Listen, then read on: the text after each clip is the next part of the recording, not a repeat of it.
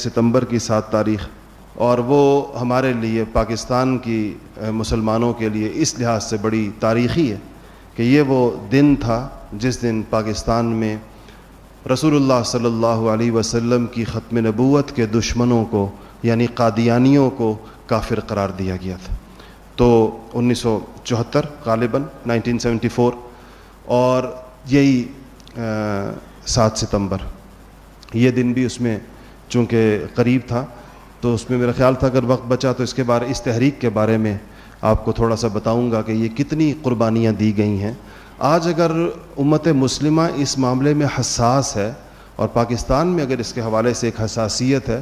تو ہمارے حکمرانوں کو اس حساسیت کو سمجھنا چاہیے۔ ہر دور میں کوئی نہ کوئی چھیڑخانی اس قوانین کے حوالے سے، ان مسائل میں اور لوگوں کو بلا وجہ مشتعل کرنے کا باعث بنتی رہتی ہے۔ یہ قانون ایسے آسانی کے ساتھ نہیں بنا تھا، اور جو لوگ یعنی ظاہر بات ہے کہ ہم نے تو وہ دور نہیں دیکھا، ہماری پیدائش سے پہلے کی باتیں پڑھا ضرور ہے ہم نے اس کو، لیکن شاید اس مجلس میں کچھ ایسے بزرگ ضرور بیٹھے ہوئے ہوں اس عمر کے لوگ جنہوں نے تحریک ختم نبوت کو دیکھا ہوگا، یا انہوں نے کم سے کم اس کی خبریں سنی ہوں گی اس دور کو، کہ وہ بڑی جس کو کہنا چاہیے ایک طویل تاریخ تھی، ایک پوری تحریک تھی، اور بڑے ملک کے طول و عرض میں اس پر، حالانکہ ایک اسلامی ملک تھا پاکستان، اور ایک اسلامی ملک میں اس بات کے جو لوگ رسول اللہ صلی اللہ علیہ وسلم کو خاتم النبیین نہیں مانتے اور کسی اور شخص کو نبی مانتے ہیں آپ کے بعد، یہ اس کو بتانے کے لیے یا اس کو قانون کا حصہ بنانے کے لیے اتنی جانوں کا نذرانہ کیوں پیش کرنا پڑا،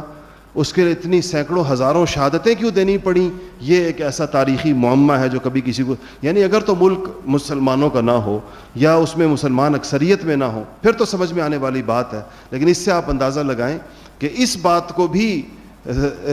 ملکی قانون کا حصہ بنانے میں، اور اس بات کو بھی ملکی دستور کا حصہ بنانے میں کہ وہ جو شخص رسول اللہ صلی اللہ علیہ وسلم کو خاتم النبیین نہیں مانے گا یا آپ کے بعد کسی اور شخص کی نبوت کا قائل ہوگا وہ مسلمان نہیں ہے، اس کے لیے بھی اس ملک میں تحریک چلانے کی ضرورت پیش آئی، اس کے لیے بھی جانیں دینی پڑی، اور ایک دو نہیں ہزاروں جانیں دینی پڑی، تب جا کر یہ بات مانی گئی کہ یہ قادیانی جو ہیں یہ مسلمان نہیں ہیں اور یہ کافر ہیں۔ تو یہ حالانکہ یہ ایک بالکل واضح ایک ان پڑھ سے ان پڑھ مسلمان سے آپ پوچھیں کہ حضور اکرم صلی اللہ علیہ وسلم کے بعد کیا کوئی نبی آ سکتا ہے، یا کوئی شخص نبوت کا دعویٰ کرے تو مسلمان ہو سکتا ہے، یا اس کے ماننے والے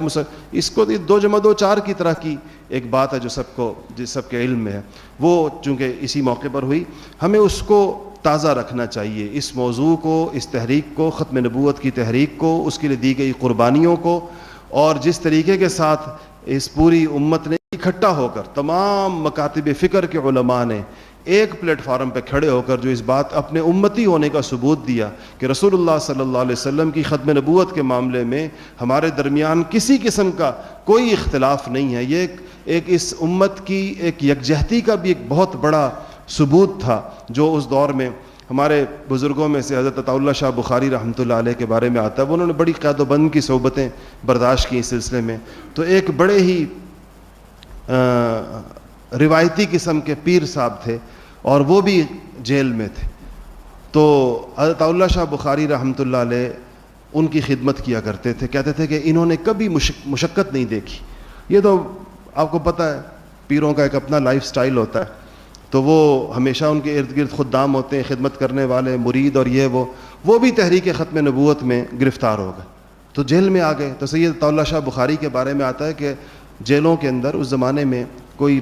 ٹوٹیاں باقاعدہ نہیں ہوتی تھی غسل خانوں کے اندر، تو لوٹا باہر سے بھر کر پانی کا لے جایا جاتا تھا غسل خانے میں رکھنے کے لیے، تو عطاء اللہ شاہ بخاری رحمۃ اللہ علیہ ان کا لوٹا خود لے جا کر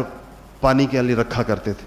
جب انہوں نے واش روم جانا ہوتا تھا۔ تو انہوں نے ایک دن ان کو دیکھ لیا پیر صاحب نے، تو انہوں نے کہا کہ شاہ جی آپ سید ہیں، مجھے اچھا نہیں لگتا آپ سے یہ خدمت لینا کہ آپ رسول اللہ کی اولاد ہیں اور آپ میرے لیے غسل خانے کا لوٹا رکھیں۔ تو کہا کہ شاہ جی نے کہا، سید عطاء اللہ شاہ بخاری نے کہا کہ مجھے یہ خیال رہتا ہے کہ آواز ہم نے لگائی یا اٹھائی، آپ بھی اس میں آ گئے اور یہ مشقت کی زندگی آپ کو بھی برداشت کرنی پڑی، تو میں آپ ہی کچھ خدمت کروں۔ تو انہوں نے پیر صاحب نے کہا کہ شاہ جی ساری عمر رسول اللہ کے نام کی روٹی کھائی، اگر ان کے نام پر 2-4 دن کی قید کاٹ لی تو کیا ہوا، کہ ساری عمر ان کے نام کی روٹی کھائی، تو اگر ان کے نام کے پر 2-4 دن کی قید آ گئی تو اس میں کون سی ہے؟ یہ جذبہ اس زمانے میں ہر طبقے کے اندر تھا. اللہ جل شانہ اس کو باقی رکھے اور مجھے اور آپ کو بھی اسی عقیدے پر زندہ رکھے اور اسی پر موت دے. وآخر دعوانا الحمدللہ رب العالمین.